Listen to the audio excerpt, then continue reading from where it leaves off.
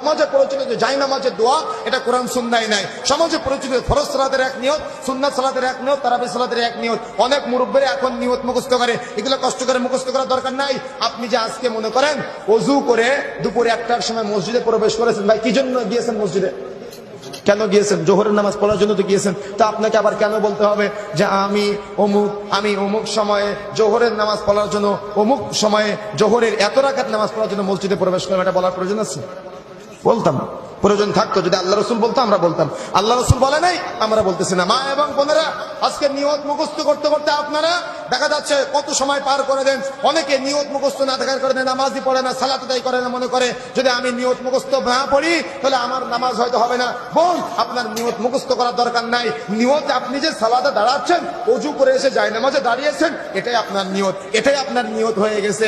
মনে রাখার চেষ্টা করবেন, নিয়ত মুখে উচ্চারণ করে পড়ার প্রয়োজন নাই।